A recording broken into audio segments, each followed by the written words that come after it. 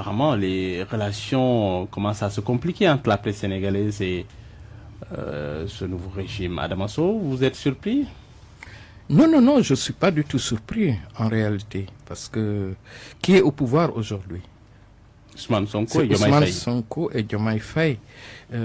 C'est une nouvelle configuration d'autorité qui est arrivée au pouvoir.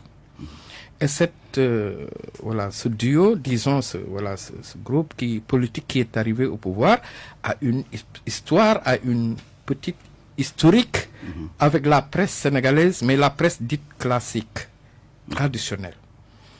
Si on remonte un peu, pourquoi ça ne m'a pas surpris?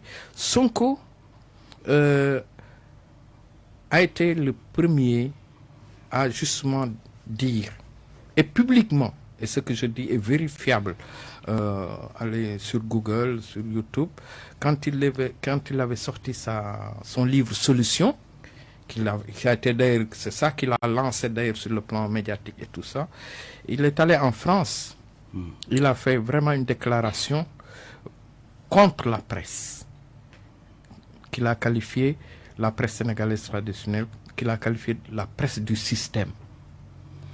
Donc, en lançant cela, il a lancé pratiquement une campagne contre la presse dite traditionnelle et il a fait entrer ses partisans depuis donc 2019 jusqu'à 2024 dans une campagne de défiance et d'opposition et à la limite de lynchage de cette presse dite de connivence avec le système, etc. etc.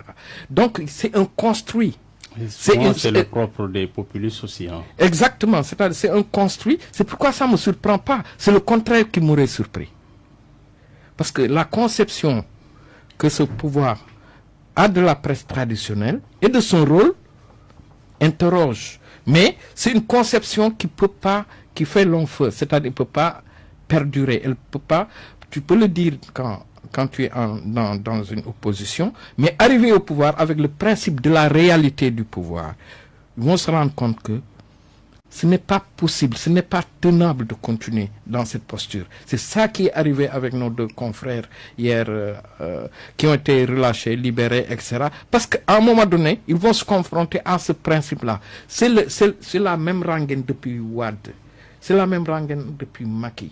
Macky qui a complètement délité la presse dans sa gouvernance et dans ses fondements et dans son fonctionnement. Ça a commencé sous Abdoulaye Wade. Mais oui, absolument. Donc là, ils vont se rendre compte. Ce n'est même pas, ça c'est un premier épisode, mais les épisodes à venir avec cette presse dite traditionnelle va encore faire déchanter cette conception qu'on a d'une presse qui est une presse d'opposition, qui est une presse de système, etc., etc. Même si cette presse quand même est pleine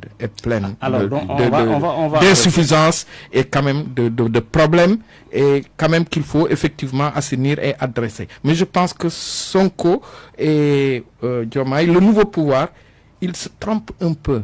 Le journaliste, c'est le message, c'est-à-dire c'est comme le facteur qui amène la lettre. Il n'est que relais entre une source d'information, une actualité, un fait, n'est-ce pas, professeur va peut-être le dire mieux que moi, et justement, c'est un porteur de messages comme le facteur.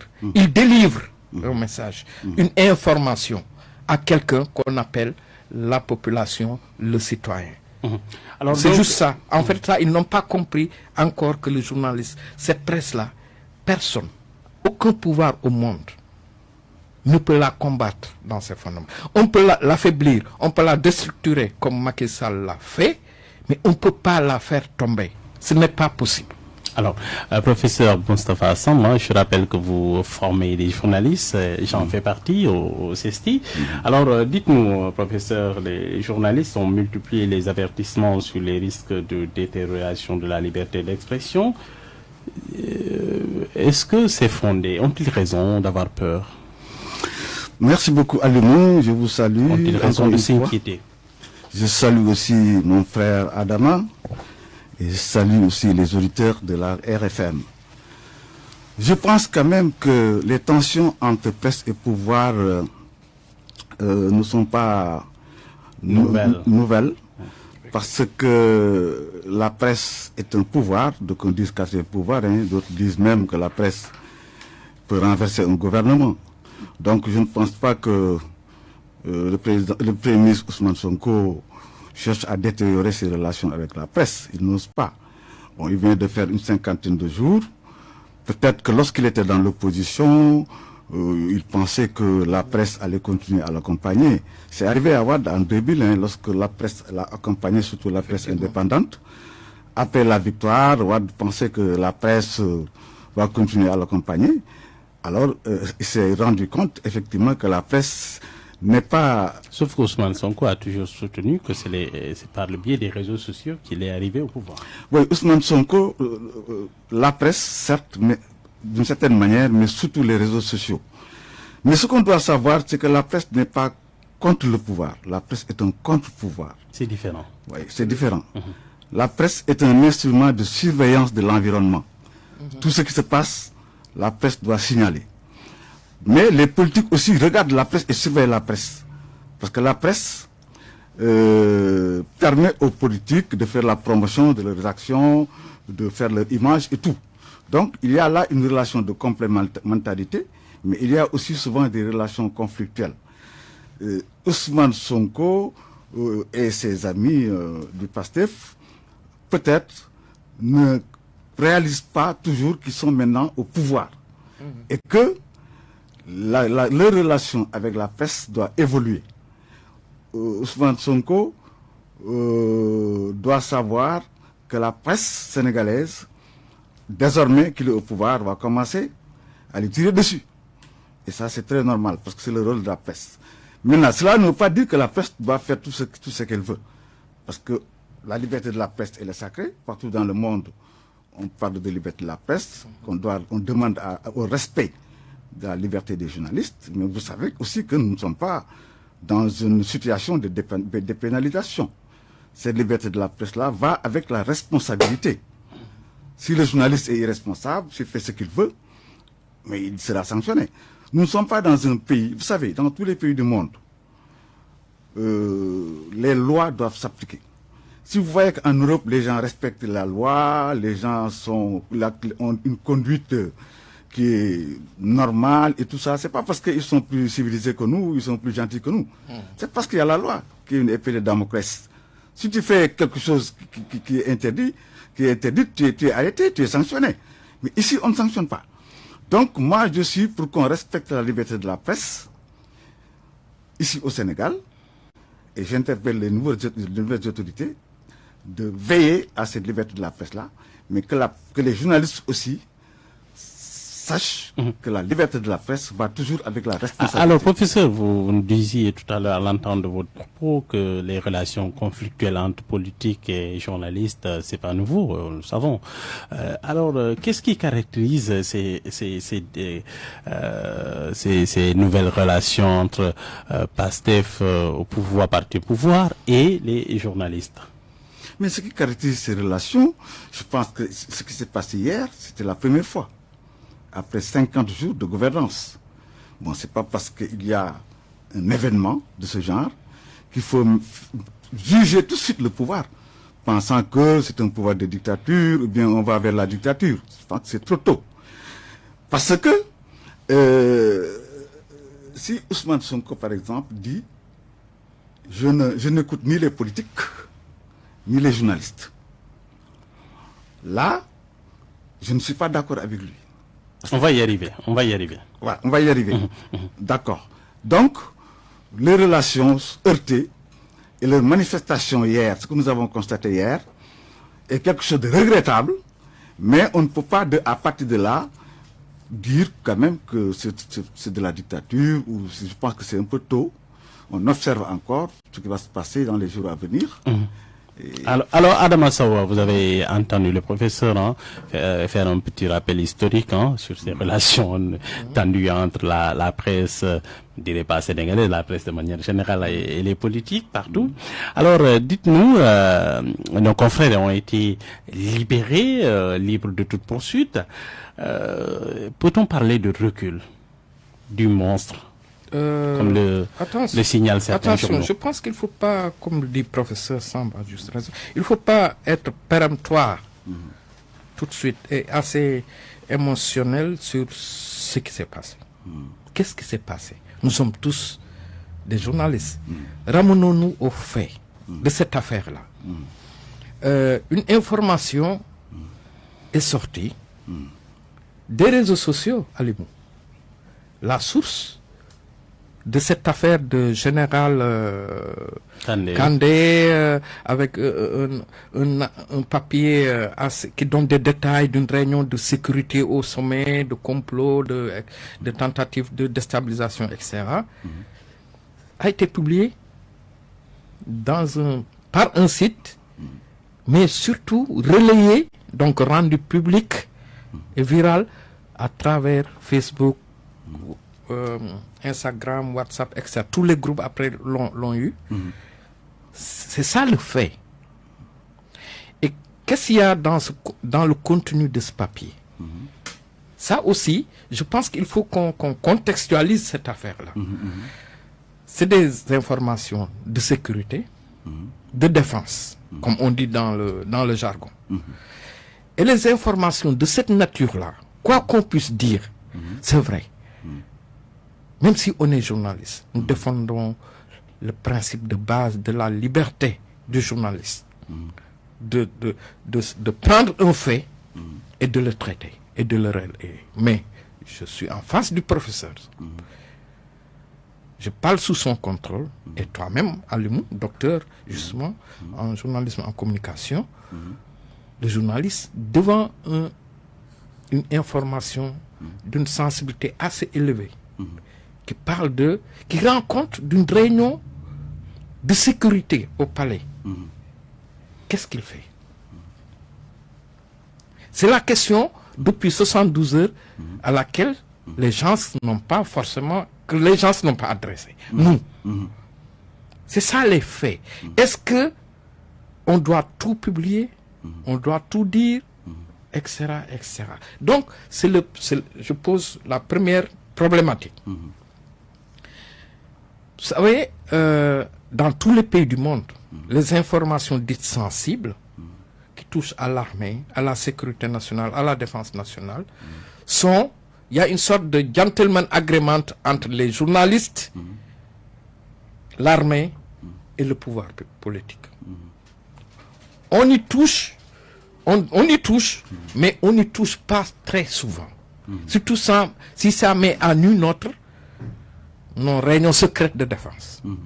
On ne donne pas du grain à moudre à l'ennemi, à l'adversaire, etc.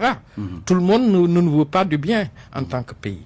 Donc, moi, j'analyse le fait là, ce qui est arrivé à notre cher ami Mohamed Gueye du quotidien et le jeune directeur de publication de Tribune, à qui on réitère toute notre solidarité et tout notre engagement justement à dénoncer ce qui leur est arrivé.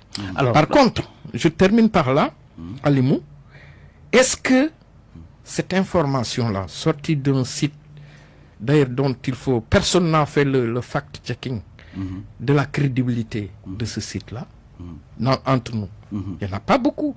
Donc, est-ce qu'au niveau des rédactions qui ont reçu ça et qui ont voulu traiter ça, ils ont respecté vos leçons du CESTI, professeur Sam, les règles, voilà, les éléments de base.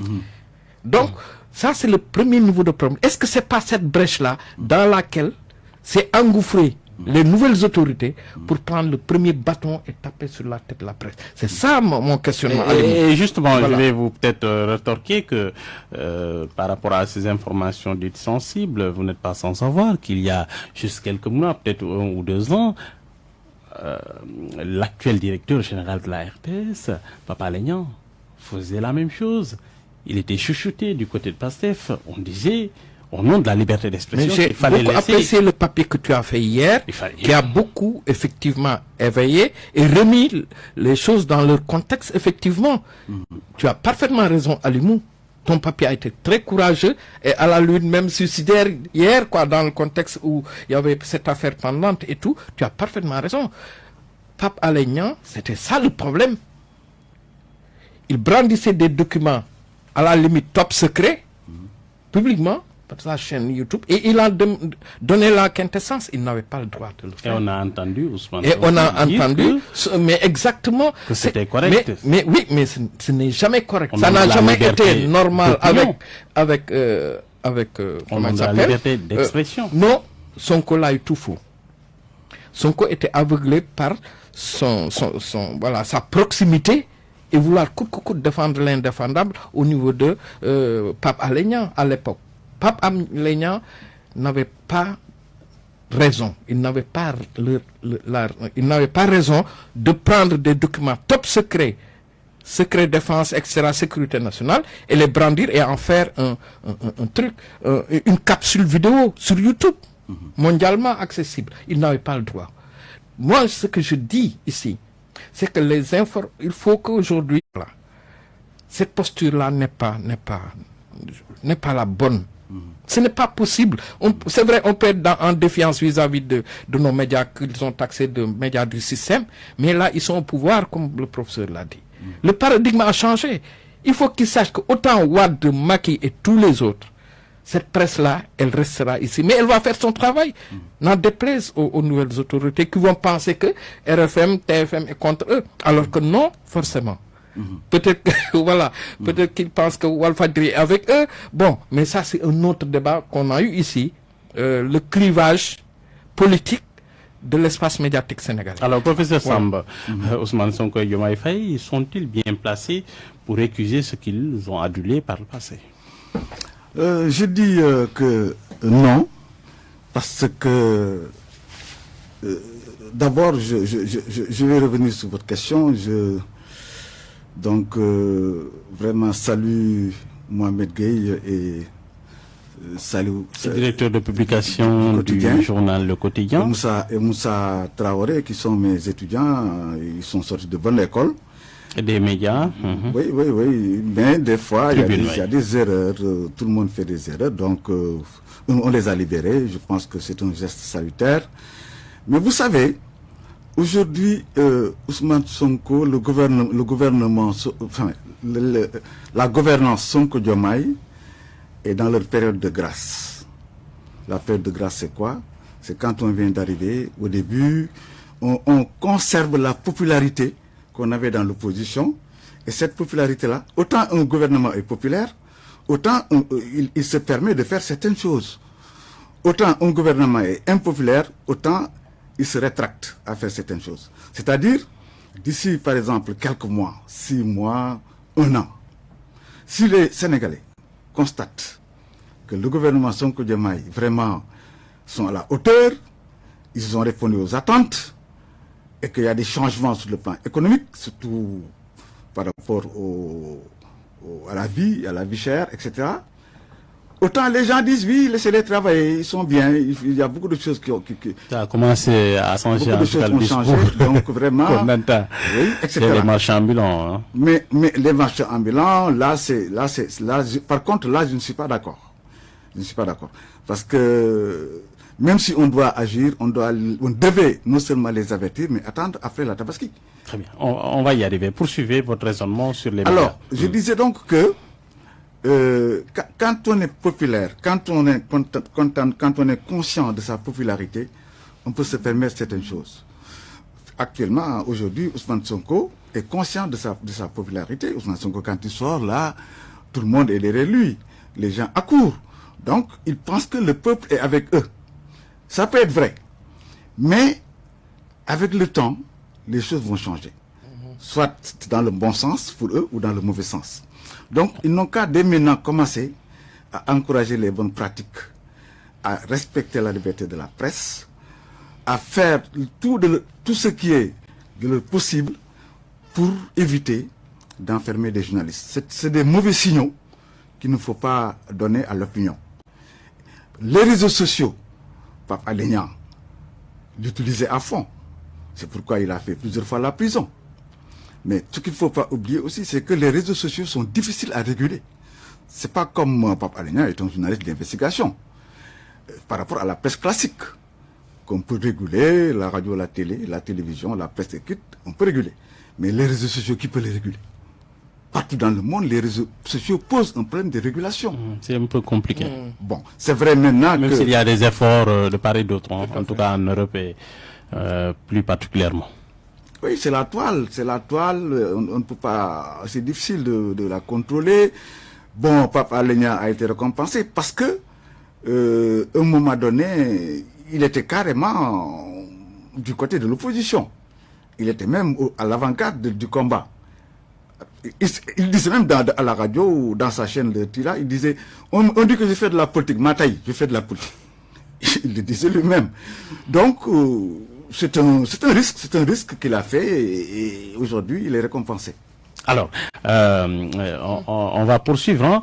Alors, dans beaucoup de gens, un des éléments du régime actuel, un des éléments du nouveau régime, a soutenu carrément que les journalistes avaient intérêt à se tenir à carreau s'ils ne voulaient pas voir leurs entreprises fermées. Damboj, c'est vraiment un plaisantin quand même, parce que sortir comme ça, grisé par par les trucs les lambris du pouvoir, tout de suite à quelques semaines, pense que ils peuvent fermer la presse, ils peuvent peut-être le faire, ils peuvent le tenter. Combat de la tenter. Au temps de Diouf aussi, ça a été tenté. Il semble oublier l'histoire politique de ce Sénégal, avec l'histoire de nos confrères El Malik Seck, avec Farba Senghor. On a vu même des choses assez, une violence même exercée dans des rédactions qui ont été attaquées physiquement. Des gens blessés, fermés, etc. Donc c'est pas nouveau, rien n'est nouveau sous le soleil. Est-ce que ces médias qu'ils avaient attaqués, l'AS et entre autres, est-ce qu'ils ont disparu? Non, ça fait 20 ans. L'AS 24 heures chrono et Walfadri qui a été attaqué, le témoin a pistolet venir pour tuer du journaliste, demander à Mamoudou Oumar Ndiaye. Donc, c'est pas nouveau, rien n'est nouveau. Damboj, peut-être qu'il ne connaît pas l'histoire politico-médiatique du pays, ou bien il est grisé tout simplement. Mais on ne peut pas fermer. On ne peut pas fermer la presse. C'est une chimère. C'est une vue de l'esprit. Vraiment. Donc là, moi, je pense que il faut juste ramener les choses à leur, juste proportion. Cette presse-là, contrairement à ce qu'on pense, c'est vrai qu'elle traverse des moments difficiles. Bouba Ndour l'a bien dit hier, je pense, avant-hier, à Giancarlo. Il a raison. La vraie question aujourd'hui, si les autorités veulent une presse assainie, professionnelle, un peu plus professionnelle, il faut régler cette question de la précarité dans laquelle patrouille cette presse. Parce que c'est la mère de toutes les batailles. C'est la grande cause de toutes les dérives d'ailleurs. Parce que les gens n'ont même plus de quoi payer le salaire net à la fin du mois. C'est ça la réalité. Donc si ce nouveau pouvoir-là veut réguler la presse, encadrer, même s'ils n'aiment pas cette presse-là, il va de leur intérêt. De leur intérêt à que cette presse-là ne coule pas. C'est ça le paradoxe que Diomaye et Sonko doivent... C'est ce paradoxe auquel ils sont malheureusement condamnés à faire face et à adresser. Ils ne peuvent pas se dérober par rapport à cette réalité difficile. C'est vrai, un peu avec des dérives, tout ce qu'on veut, la presse est pleine de problèmes. Moi, je le dis, tout le temps, tu m'interpelles, on discute dans ta chronique média sur ça. On l'a dit et redit. Donc, c'est ça la vraie question. Comment amener la presse sénégalaise à être plus professionnelle, en extirper les corps étrangers et pour qu'elle retrouve sa crédibilité, sa déontologie et son éthique enseignée justement par les professeurs Samba et les autres. C'est ça la vraie question. Pour moi, si je devais conseiller Diomaye et Sonko, je leur disais, vous faites fausse route. Malheureusement, les militants du passé, les partisans du nouveau pouvoir, ils sont en défiance. Eux, ils veulent crucifier carrément cette presse-là. Alors que c'est une fausse solution au vrai problème. D'abord, personne ne peut faire disparaître ou fermer la presse sénégalaise. Le Mali, c'est vrai. le Burkina, dans les régimes totalitaires aujourd'hui, on voit que la presse traverse des moments difficiles. Mais elle a toujours survécu, d'une façon ou d'une autre. Même dans la clandestinité. Exactement. Au Sénégal. Il faut qu'ils interrogent, par exemple, l'histoire des médias au Sénégal et de l'expression démocratique et de la liberté de la presse. Elle est née avec des tracts clandestins. La presse sénégalaise politique, elle était clandestine sous Senghor, professeur. C'est vous qui étiez là comme acteur. C'est des gens se mettaient nuitamment écrire un journal de 2 pages à l'université, dans les chambres, dactylographier et distribuer clandestinement. La presse est venue de loin. Personne, aucun pouvoir n'a jamais pu combattre ou fermer, museler la presse. Aucun. Et puis dans le monde, ce n'est même plus possible. Donc Dambo, excuse-moi Alimou, j'ai été un peu long sur ça, mais il a tout faux. Je pense qu'il faut qu'on les aide à changer de logiciel. Et de perception. La presse sénégalaise, vous l'avez dit tout à l'heure, hein, c'est un cadre, elle évolue dans des conditions extrêmement difficiles, beaucoup de précarité. Avec aussi une pression fiscale. Depuis quelque temps, on dit que le fisc tape aux portes des médias. Oui, bon, allez-vous, avant d'en venir à la fiscalité, je rejoins Adama. Il a raison de poser des problèmes de fond qui sont liés à la précarité des journalistes. Hein. Ça, c'est parce que normalement, si le code de la presse est appliqué, beaucoup de choses allaient changer au niveau des entreprises de presse. Malheureusement, jusqu'à présent, ce code-là n'est pas encore effectivement appliqué. Parce que les journalistes vivent dans la précarité, et c'est pourquoi ils font beaucoup de faux pas, beaucoup d'erreurs, ils font la course vers l'audimat pour être les premiers à donner l'information. Je l'ai vu, oui. Voilà, tout ça, c'est bien beau, mais autant qu'on néglige les recoupements et les vérifications de départ, autant on risque de donner de fausses informations. Alors, maintenant, ce que je voulais ajouter, c'est que tout gouvernement a intérêt à travailler avec la presse. Et tout gouvernement a aussi intérêt à se méfier des extrémistes en son sein. Quelqu'un comme, par exemple, Dambo, qui est un professeur d'anglais, je crois, qui ne connaît pas tous les médias, quand il dit qu'on va fermer les trucs là, c'est parce qu'il ne connaît pas ce que c'est que la presse. C'est une erreur monumentale et il dessert même les gens qu'il croit servir. Est-ce que vous voyez? Donc, tout gouvernement, comme disait Thomas Jefferson, je préfère un gouvernement avec la presse, je préfère une presse sans gouvernement qu'un gouvernement sans presse. C'est pour montrer l'importance de la presse dans un pays. Est-ce que vous voyez? Donc, les mutations démocratiques au Sénégal, la presse a toujours été au cœur. Nous pouvons vérifier, l'histoire est là, en 2000, avec Abdoulaye Wade. Tout le monde pense même que c'est la presse qui a fait l'alternance. En tout cas, elle y a contribué. Elle a contribué fortement. Avec Macky Sall aussi. Bon, Macky Sall tombe avec l'avènement des réseaux sociaux. Bon, il en a profité un peu quand même. Plus la presse indépendante qu'il a accompagnée au moment où, entre autres, le M23, Yanamar, etc. Bon, toute cette force-là s'est regroupée contre force sociale, oui. C'est regroupé contre Wade. Mais aujourd'hui, le gouvernement Sonko-Diomaye doit se méfier des jusqu'au-boutistes qui tirent sur la presse pensant qu'ils les servent, ils les desservent. Parce que la presse doit être indépendante vis-à-vis de tout pouvoir. C'est pas parce qu'aujourd'hui on a de bonnes relations que demain on va continuer à avoir de bonnes relations.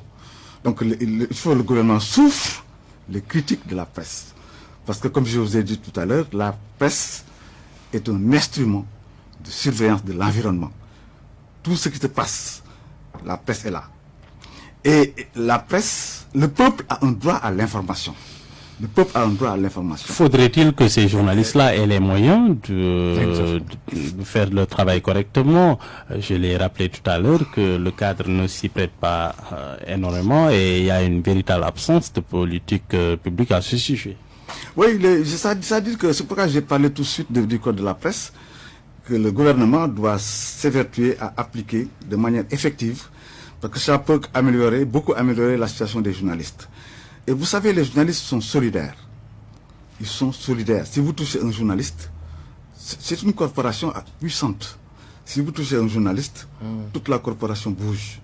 C'est pourquoi la presse doit quand même souffrir certaines choses, accepter certaines choses, mais prendre des gens, convoquer des gens tous azimuts, comme ça se faisait avant. Ça, je ne pense pas que ça soit la bonne approche. A-t-il sous-estimé la presse sénégalaise? On sait que les bataillons sont divisés. Et beaucoup pensent que peut-être qu'il a sous-estimé et finalement il a reculé. C'est votre vision? Non, c'est-à-dire que... Dans l'affaire Général Kandé et les directeurs de publication du journal Le Quotidien et du journal Tribune, c'est ça? Non, c'est-à-dire que tout gouvernement cherche à anticiper. C'est-à-dire cherche à faire un peu peur. Parce qu'on dit que, comme disait Rousseau, que le plus fort n'est jamais assez fort pour être le maître s'il ne transforme sa force en droit et l'obéissance en devoir. L'État a intérêt à marquer son autorité, à se faire respecter. Mais l'État aussi a un devoir. Dans ces deux affaires, l'État a-t-il réussi à marquer son territoire? C'est un épiphénomène. On ne peut pas, à partir de ces deux affaires, des journalistes qui ont d'ailleurs été libérés, dire que l'État emprunte une pente de dictature. Je pense que c'est trop tôt comme conclusion. Ne soyons pas trop émotionnels, comme le disait Adama tout à l'heure. Accordons-leur le bénéfice du doute et observons ce qui va se passer après. Donc on va évoluer un peu, Ousmane Sonko. Si tu permets sur cette question-là. Allez, oui, je pense qu'il faut c'est ça que j'ai essayé de démontrer peut-être maladroitement tout à l'heure. Il faut qu'on regarde aussi les leçons qu'on tire de cet épisode de directeur de publication du Quotidien et de Tribune. La première leçon, ce que j'ai essayé de vous dire tout à l'heure, c'est qu'il faut que nous-mêmes, que les journalistes tirent une première leçon sur le traitement des journalistes. Est-ce que ça a été fait selon les règles déontologiques et éthiques? Absolument. Première question. Ça, il faut qu'on l'adresse nous aussi. Parce qu'il ne suffit pas de rester dans l'émotionnel que 2 confrères ont été arrêtés injustement, etc. Mais attention. Est-ce que la façon dont ils ont traité cette information-là aussi, ils n'ont pas prêté le flanc? Première question. Maintenant, deuxième question, sur ta question, est-ce que le pouvoir a reculé? Il a reculé. Oui, oui, évidemment, je pense que là, le pouvoir a tiré la leçon des levées de boucliers. Je pense qu'ils ont tiré la leçon. Ils ont dit que ce bras de fer est plus nuisible pour eux qu'autre chose. Que ce n'est pas la peine de continuer ce front-là avec les journalistes arrêtés. Mieux vaut les libérer et puis on passe à autre chose. Ça, je pense que c'est très responsable. Quel est le rôle du CORED pour... Mais justement, mais parce qu'ils se sont trompés dans leur démarche. Eux aussi, ils étaient dans l'émotion. Pourquoi arrêter Mohamed Gueye et le jeune étudiant du professeur Moussa Traoré, le jeune Moussa Traoré?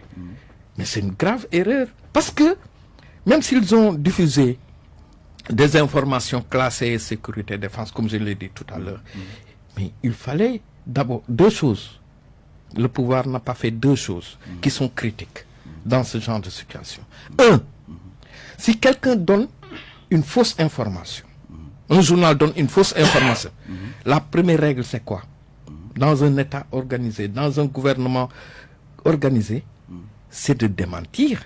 C'est de faire une communication institutionnelle, formelle, à travers un communiqué ou par le biais du porte-parole de ce gouvernement-là, pour démonter les fausses informations de ces journalistes-là.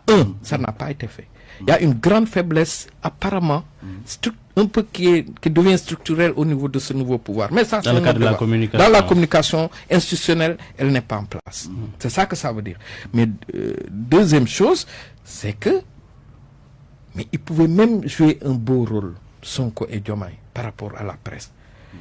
Mais malgré que la presse... En saisissant le CORED, le conseil d'observation... En prenant l'opinion même à témoin. Dire que, attention, ces journalistes, ce qu'ils ont fait, ils ne devaient pas le faire. pour telle raison, etc. Ensuite, mais nous, au lieu de les poursuivre, etc., mais on va laisser le soin au tribunal des journalistes, le correct, trancher cette affaire-là. Et que nous défendrons notre point de vue au niveau même du correct. C'est ça qui devait être fait.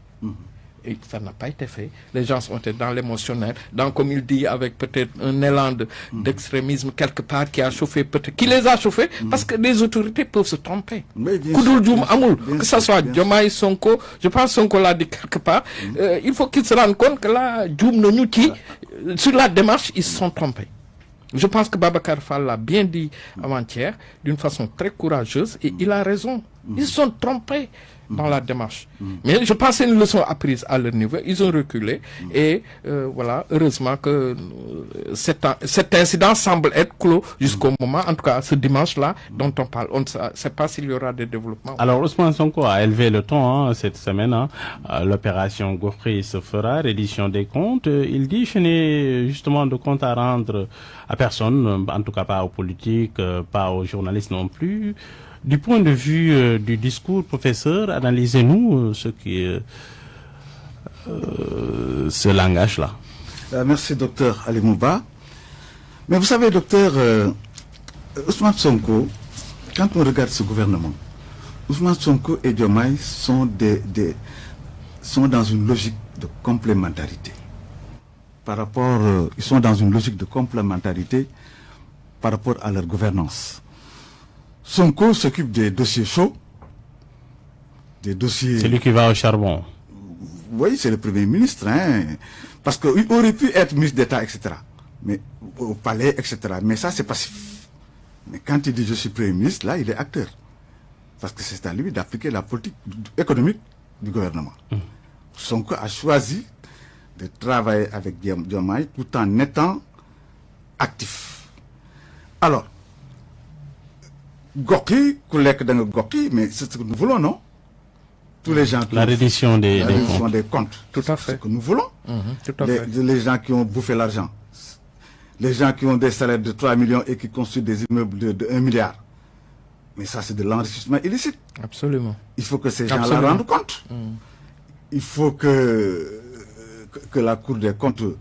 Il faut qu'ils s'expliquent où est-ce qu'ils ont pris cet argent-là. Même s'il y a un rapport, ça ne fait pas parce qu'il y a un rapport qu'on va les enfermer. Il y a un contre-rapport. Comment comprenez-vous ce discours plutôt musclé?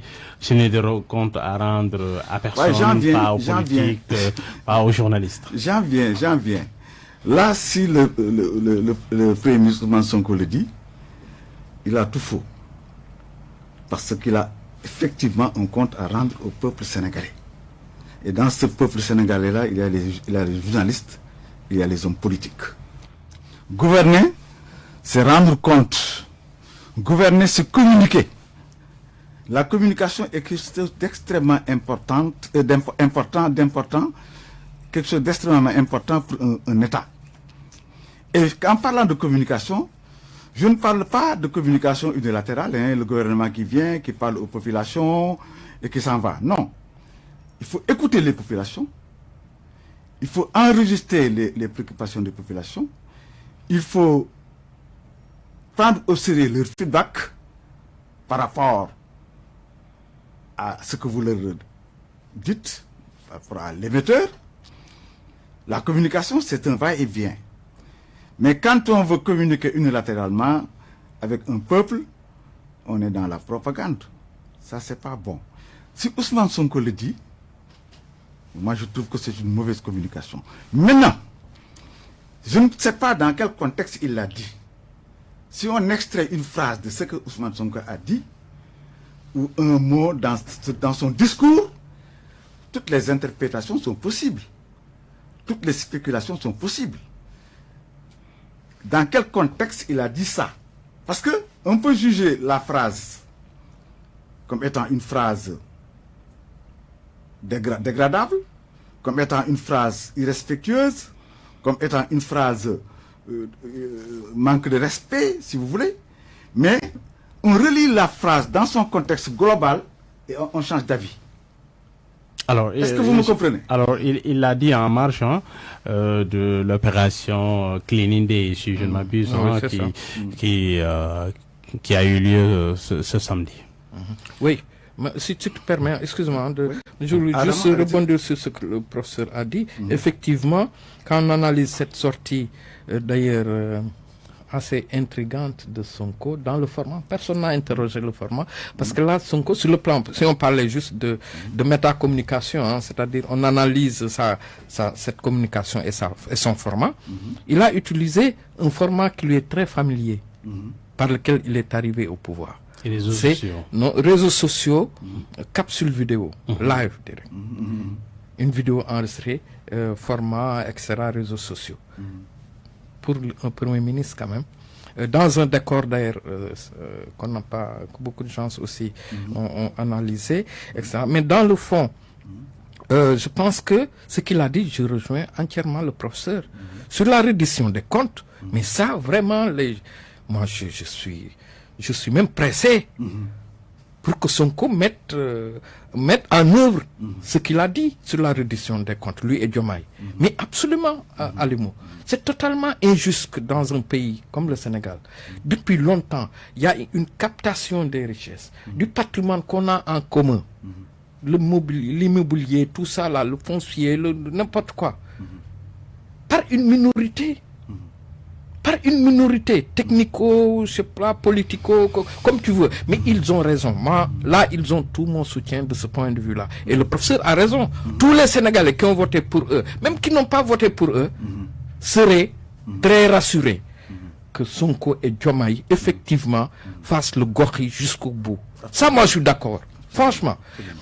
Ce qu'il a dit maintenant sur, est-ce que il n'a pas de compte à rendre ni aux journalistes, aux politiques, il a tort. Il a totalement tort, Sonko. Il n'a pas compris qu'effectivement, sa posture d'aujourd'hui n'est plus la même. Il a un langage d'opposant sur cette partie de son intervention. Sonko, il faut que, peut-être au niveau de ses équipes, travaille sur un nouveau lexique, ce qu'on appelle un nouveau lexique, de nouveaux éléments de langage. Qu'il les partage avec une petite équipe quand même. Ces équipes de communication, dont c'est ça leur métier. Qu'il demande des avis. Est-ce que j'ai l'impression qu'on le laisse aussi dire les choses telles qu'il les sent, telles qu'il les ressent ou telles qu'il les ressentait avant d'être...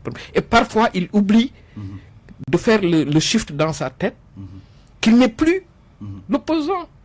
Mais c'est lui l'autorité de ce pays aujourd'hui, Ousmane Sonko. Qu'on le veuille ou non. Absolument. Lui et Diomaye, ce sont nos autorités aujourd'hui. Il y a un langage qui sied à cette posture, mais ils n'ont pas fait... Peut-être Diomaye est en train de faire des efforts, franchement. Mais Sonko, je pense qu'il a du mal à faire ce saut lexical, ce saut communicationnel. Et c'est ça qui lui a fait dire, cette erreur-là, que je n'ai pas de compte à rendre ni aux politiciens ni aux journalistes. Le journaliste, encore une fois, c'est un lien, c'est un relais, c'est un facteur qui amène une lettre entre les populations, pour des citoyens, et tirant cette lettre-là d'une source. C'est un postier. Donc, alors, on a des comptes à lui rendre. C'est vrai qu'en tant que citoyen, on a des comptes à rendre à tous les citoyens. Entre Sonko et Diomaye, qui incarne le pouvoir? Si je vous pose la question, c'est parce qu'on voit en même temps Sonko au charbon. Le professeur l'a relevé tout à l'heure. Parallèlement, Diomaye est dans la diplomatie. On sent qu'il ne s'affirme pas trop, comme le disent certains. C'est le sentiment que vous avez? Non, je pense que j'ai un sentiment mitigé. Parce que, sur le plan peut-être un peu absolu, je pense que jusqu'à présent, jusqu'à date, il y a une très grande complicité intelligente entre Diomaye et Sonko. Parce que je n'ai pas de faits qui démentent ça. Je n'ai pas de faits. Je n'ai pas d'informations ni quelque chose de factuel qui indique qu'il y a des problèmes entre Diomaye et Sonko. Personne n'en parlait, n'en fait état et on ne le sent pas. Ça veut dire que ces deux-là, ces deux compères, ces deux larrons en foire qui sont dans une complicité à la limite très subtile, très pointue, très élaborée. Mais C'est dans le rendu qu'effectivement, il y a des signes aussi qui peuvent interroger. Quand, par exemple, le Premier ministre soit le dépositaire des audiences diplomatiques avec les grandes puissances, les chancelleries qui sont en Dakar, les ambassadeurs de France, les grands pays d'ailleurs, qui défilent chez le Premier ministre en audience, première audience avec les autorités, c'est le Premier ministre. C'est problématique. Ça, c'est problématique. Parce que le Premier ministre n'est pas dépositaire de la diplomatie. C'est c'est ce qu'on appelle les secteurs, les domaines de souveraineté, qu'uniquement, exclusivement que gère le chef de l'État. Oui. La sécurité, la diplomatie, les affaires étrangères, tout ça. Ça, c'est le président de la République. Et là, qu'est-ce qui s'est passé pour que Sonko se substitue à Diomaye? Ça, c'est pourquoi j'ai dit, j'ai un truc ambivalent, mitigé sur ta question. Autant, je pense que Sonko et Diomaye sont très complices. C'est vraiment ils sont complices, peut-être même plus que nous qu'on le pense, et qui se répartissent des rôles. Diomaye semble être dans le règne. Sonko semble être dans celui qui préside. Je veux dire techniquement, opérationnellement. Parce qu'il parle, il décide, et tu sens qu'il est investi d'une fonction de présider. Parce que quand tu l'entends même dans les réunions, dans les trucs, dans les comptes rendus et tout ça, tu sens que lui décide. Et celui qui préside, il décide. Celui qui décide, il préside. Et j'ai l'impression que Diomaye, il se répartisse des tâches, et Diomaye est plus dans la représentation symbolique, Je pense que c'est ça. Maintenant, est-ce que ça va continuer? Est-ce que ça peut tenir? Ça, c'est une grande question. Cette question-là, très rapidement. Oui, vous savez, Sonko n'est pas un premier ministre classique. Parce que pour quelle raison? Avant, ce qu'on voyait, c'est qu'un président élu se lève un beau jour, il appelle quelqu'un, il le nomme premier ministre. Mais avec ce gouvernement-là, c'est totalement différent. D'abord, c'est Sonko qui a choisi Diomaye. Absolument. Pour qu'il soit candidat. Qui a fait de lui le président.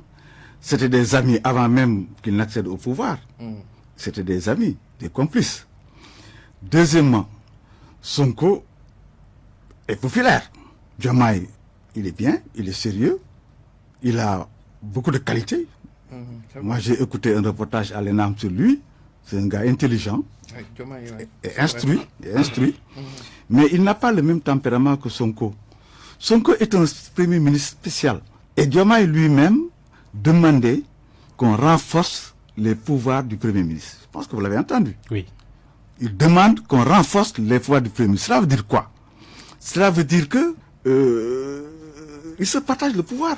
C'est un esprit de partage du pouvoir. Nous sommes dans un système présidentialiste même. Oui, Diomaye gère les relations surtout extérieures, et d'une certaine manière quelques relations internes. Mais comme je l'ai dit tout à l'heure, c'est Sonko qui gère vraiment les dossiers chauds du pays. Par exemple, j'avais entendu dire que Sonko va aller au Mali, au Burkina, etc. Mais je pense que ça allait être une erreur. Parce que ça crée des susceptibilités. Tout à fait. Diomaye ne peut pas aller partout dans la sous-région et envoyer Sonko dans les pays dirigés par des militaires.